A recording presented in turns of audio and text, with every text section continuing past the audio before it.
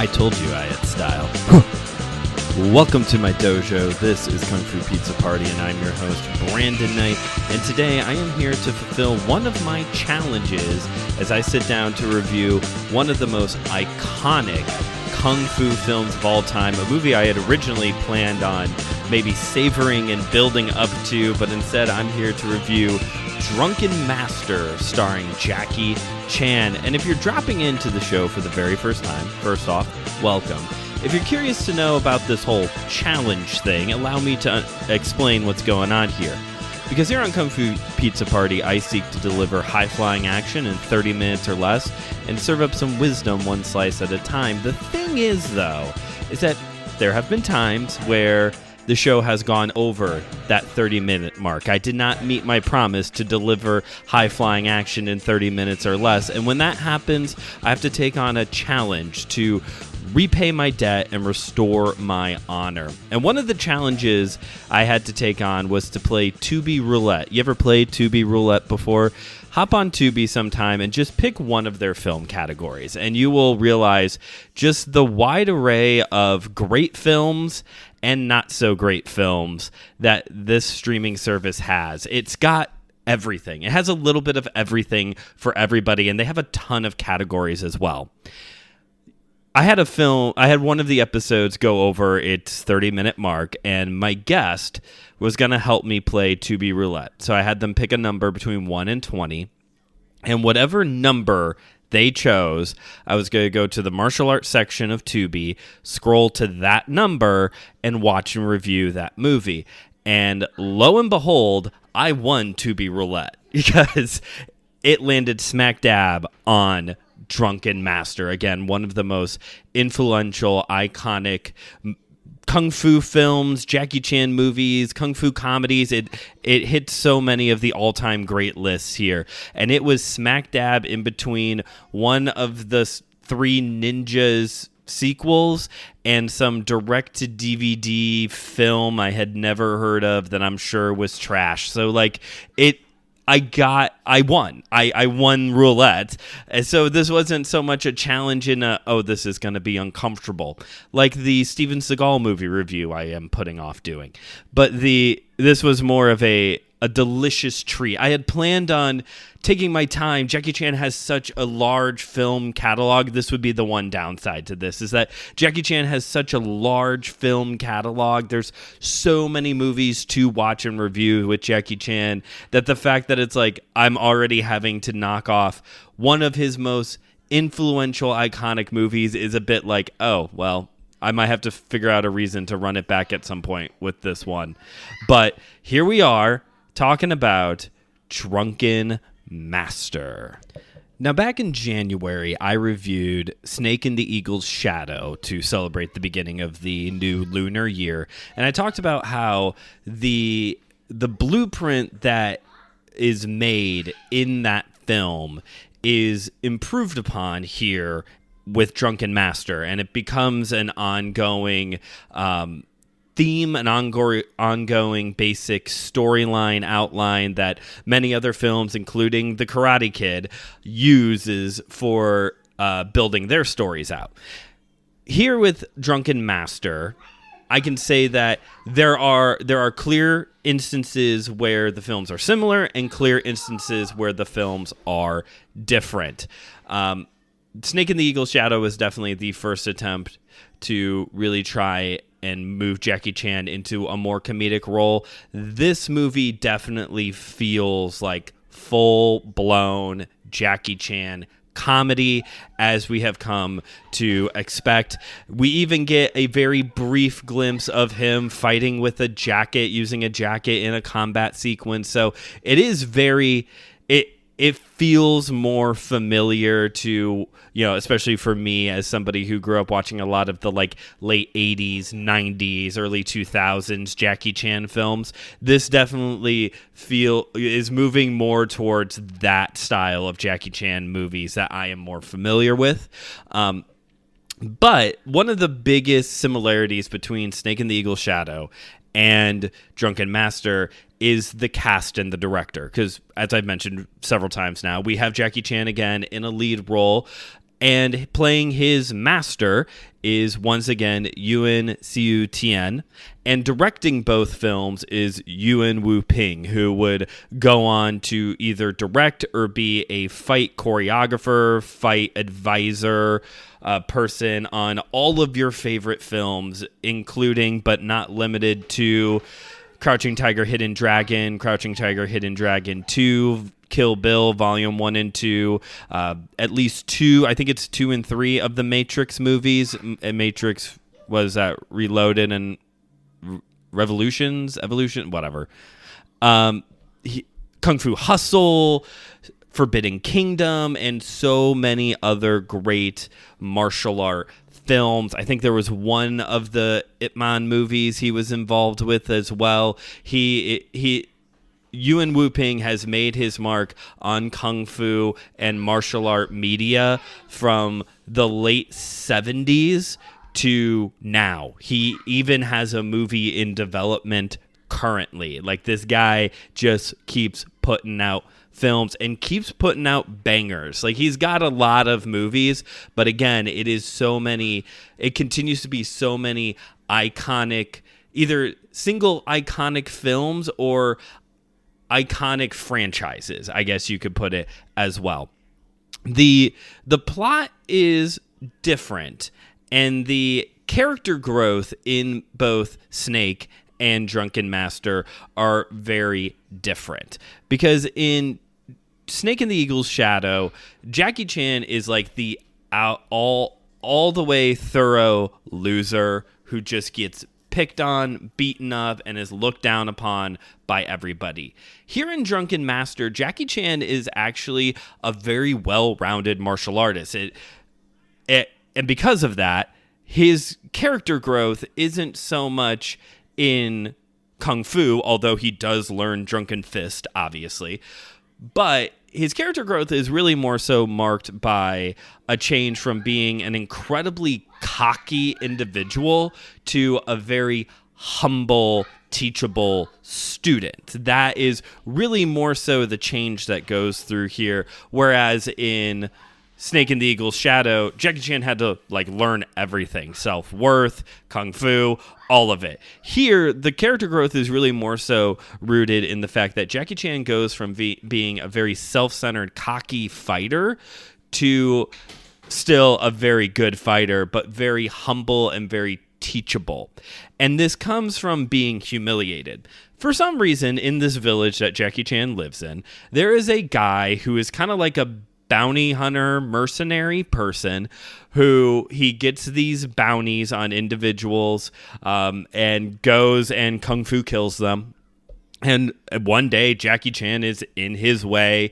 They have a fight, and this guy just outright verbally and physically humiliates Jackie Chan. And this is between that and the training that he is going through with his instructor, played by Tien.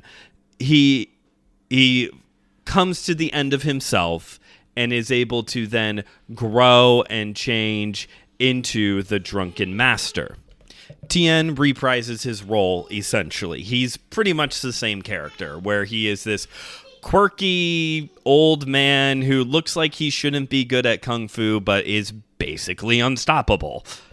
One other thing that makes Snake and the Eagle's Shadow different from Drunken Master, but makes Drunken Master similar to the Jet Li movie I reviewed back in March, Legend of the Red Dragon, is that Drunken Master, Jackie Chan and Tien both play historical folk heroes of China, but the story itself is a work of historical fiction.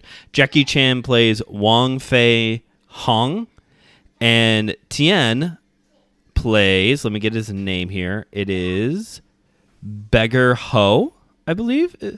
Beggar So. He plays Beggar So. Both of these men were historical figures and folk heroes of China in Kung Fu. And actually, Wang, Jackie Chan's character, was really more so known for being a prominent physician along with his martial art prowess. Fun fact, in the English dub that I watched of Drunken Master, Jackie Chan's character is renamed to Freddie Wong.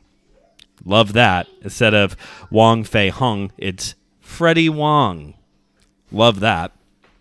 Anyway, so and I really like that about kung fu films and kung fu media when they take historical characters, historical people, even if they are like more so known for their folk hero stories, taking these people and writing a story around them that may or may not have happened.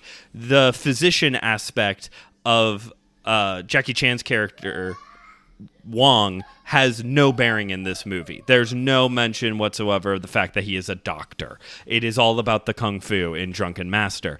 But I really like it that they have this element or this process of taking these real people from folk history, folk legend as well, and putting them in stories that just at least exposes people to these individuals. I never would have heard of these people if it wasn't for the fact that I sat down and watched Drunken Master and did a little bit of research to prepare for this episode. I wouldn't have known that they're real people. And it's a little bit better than some of our examples from the West. For example, Abraham Lincoln Vampire Hunter or Vampire Slayer, whatever that movie is called. Like I know the book is supposed to be, somewhat like a humorous take on the life of Abraham Lincoln or whatever. But like, it's these movies like Legend of the Red Dragon or Drunken Master. Like, yeah, there is some like kung fu cinema going on here. Some like, good for a movie, not really going to happen in real life moments. But still, it's like more believable than Abraham Lincoln hunting vampires. Just a thought. And like I said, Jackie Chan primarily goes through a character change here, becoming a more humble individual. But he also is taught by Beggar Ho. I keep messing this up. I have to know. Beggar So. He does learn from Beggar So Drunken Fist. Now, Drunken Fist, surprisingly enough, is an actual kung fu style. Drunken Fist style is a kung fu style that, like all the other animal styles, is there to mimic. So the animal styles of like tiger, snake, monkey, those are some of the more common ones. They mimic the movements of those creatures as fighting styles. This is the case with Drunken Fist. You are mimicking the movement of a drunk person. There are at least two broad schools of thought. One of them is rooted in the Shaolin Buddhist tradition of Kung Fu, and then there's also a Taoist tradition with Drunken Fist as well, which when I told our resident Taoist Joshua Knoll that, he was pleasantly surprised and happy about the idea that he can have a kung fu style to now go learn as well. And like I said, in Drunken Fist, you mimic the movement of a drunk person, which on paper does not sound like a good idea whatsoever, right?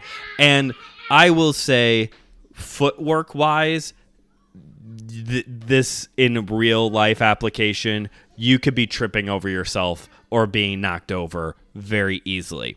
What is nice about Drunken Fist, though, and is something that actually makes it a very could make it a very helpful fighting style, is the fact that because of the erratic movement aspect of the style, it is a very defensive style built around trickery.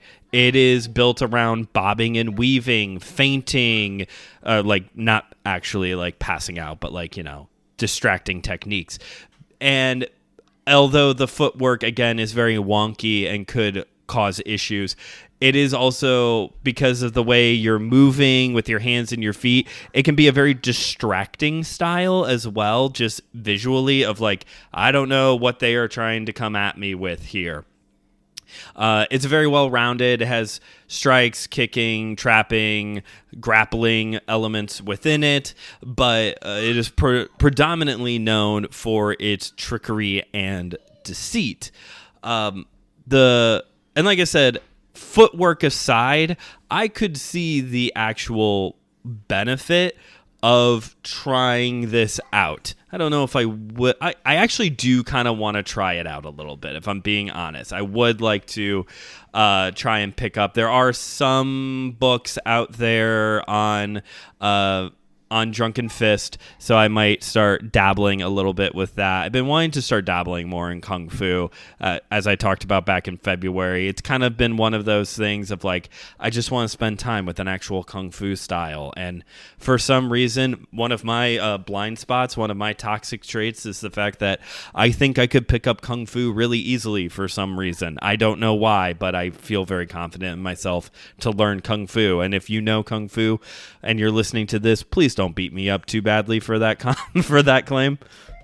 One of the other big tricking elements, trick things that you can do within Drunken Fist is the fact that since you are mimicking a drunk person, given the context where you may have to use this, you may have a big advantage of giving the illusion that you are wasted when in reality you're quite sober and can definitely know what you are doing.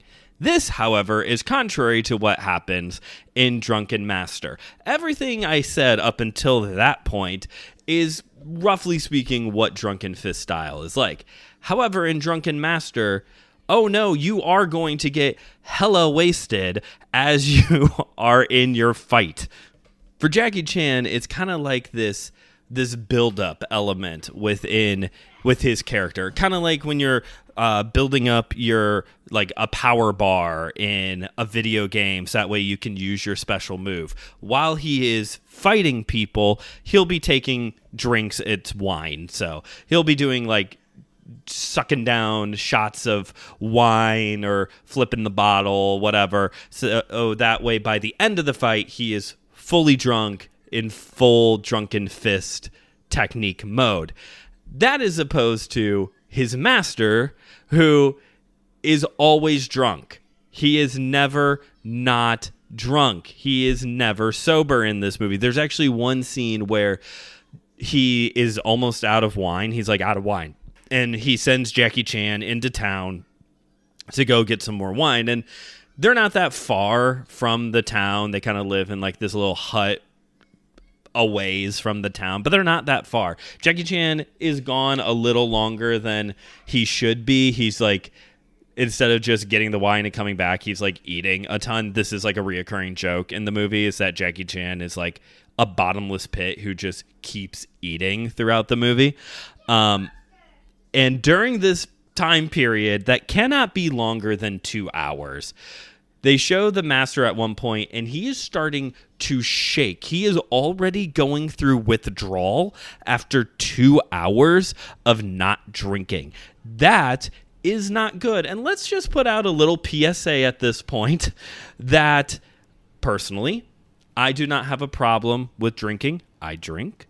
I do think it is unwise to intentionally get drunk. It happens, obviously, if you're not, watching what you're eating and how much you're eating and drink and the water hydration that you are drinking along with your alcohol.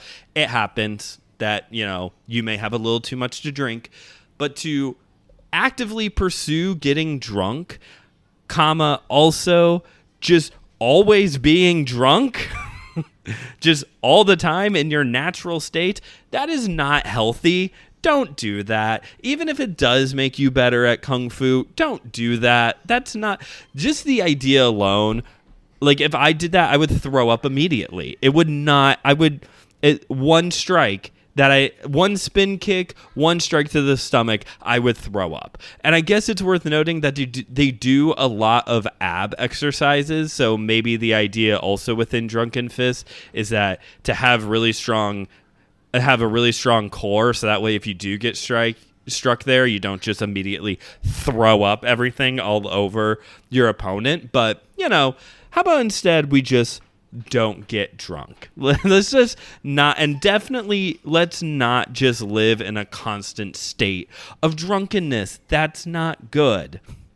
So, that aside, again, if you have never seen this and you are a Jackie Chan fan or a Kung Fu movie aficionado, you have to watch it. This is required viewing. It's Enter the Dragon and this movie and Ip Man and Crouching Tiger, Hidden Dragon. Those are like the 4 everybody has to watch. Maybe we'll throw Hero in there as well. Those are the 5 movies everybody has to watch. It is required viewing. So check this movie out if you haven't yet already.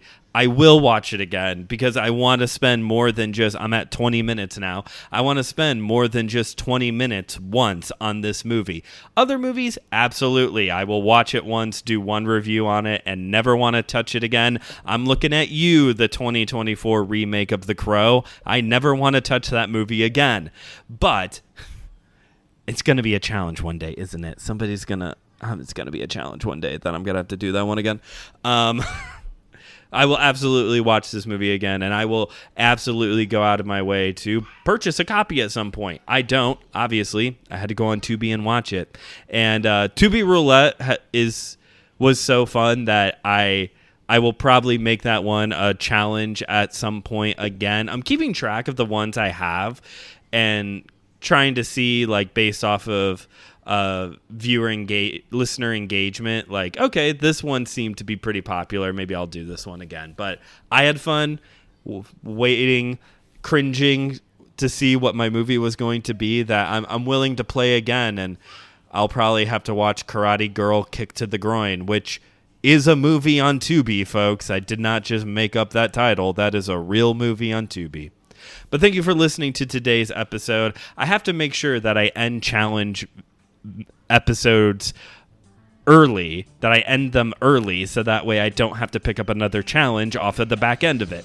So thank you for listening to today's episode. If you haven't yet already, please rate and review this show wherever you get your podcasts, and pass this episode along to a friend who you think would get some enjoyment out of it.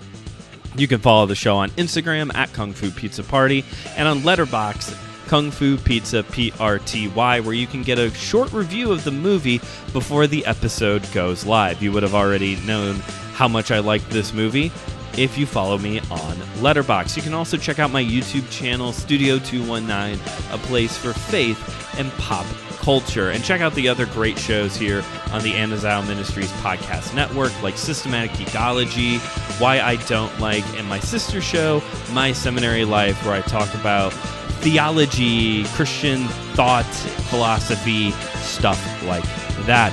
Thank you again for listening to this episode. This has been Kung Fu Pizza Party, where I have most definitely delivered high-flying action in 30 minutes or less and served up some wisdom one slice at a time. And don't drink and drive. That seems like an appropriate thing to say. Okay, bye.